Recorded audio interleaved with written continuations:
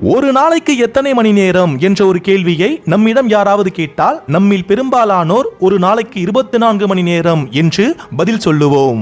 ஆனா உண்மை அது இல்ல. தூக்கம் போக விழிப்பு நிலையில நாம் இருக்கக்கூடிய நேரம் தான் நமக்கான ஒரு நாள் நேரம்.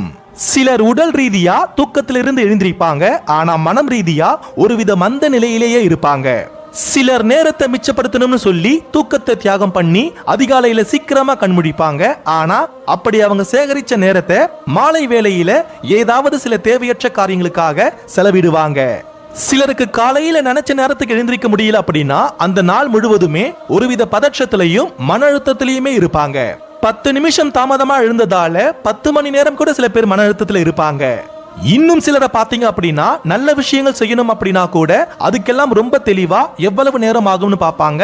ஆனா அவங்களையும் அறியாம தேவையில்லாத சில கெட்ட விஷயங்களுக்காக அதிகமான நேரத்தை செலவழிப்பாங்க. கெட்ட விஷயங்கள்னு பார்க்கும்போது நம்முடைய வளர்ச்சி மற்றும் வாழ்வை கெடுக்கக்கூடிய அத்தனையுமே கெட்ட விஷயங்கள் தான்.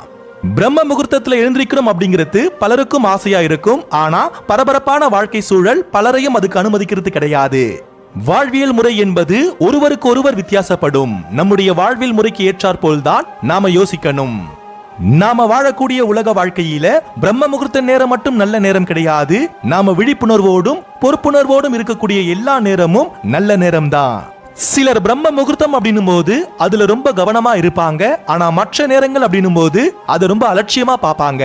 அதனாலதான் ஒரு இடத்துல கஷ்டப்பட்டு சேகரிச்ச நேரத்தை இன்னொரு இடத்துல ரொம்ப சர்வசாதாரணமா அதை செலவழிப்பாங்க. வாழ்க்கையில 3 விஷயங்களை நாம ரொம்ப கவனமா இருக்கணும். அது என்ன 3 விஷயங்கள் கேட்டீங்கன்னா, நேரம், பணம், ஆற்றல். இவை 3ஐயும் ஒரு இடத்துல ரொம்ப கஷ்டப்பட்டு நாம சேகரிச்சிட்டு மற்றொரு இடத்துல ரொம்ப சாதாரணமா இவைகளை நாம செலவு செய்வோம். ஓட்டை விழுந்த பாத்திரத்தில் தண்ணீர் எடுப்பதை போன்று பக்குவப்படாத மனம் இந்த 3ஐயும் ஒரு இடத்தில் கஷ்டப்பட்டு சேர்த்துவிட்டு மற்றொரு இடத்தில் இவைகளை சர்வசாதாரணமாக இழக்கும். இவை 3இல் நேரமே பிரதானமானது. நேரத்தின் காலத்தின் மதிப்பை நாம் உணர்ந்து கொண்டால் நம் வாழ்வில் எல்லாவற்றை குறித்தும் நாம் உணர்ந்து கொள்ளலாம். அதை நாம் உணர வேண்டும் என்பதற்காக தான் நம் வள்ளுவர் ஞாலம் கருதினும் கைகூடும், காலம் கருதி இடத்தார் செய்யின் அப்படின்னு குறிப்பிட்டிருக்கிறாரு. அதாவது தகுந்த காலம் அறிந்து இடத்தோடு பொருந்துமாறு செய்தால் ஒருவன் உலகம் முழுவதையும் கைப்பற்ற கருதினாலும் அது அவனுக்கு கைகூடும். நன்றிகள்.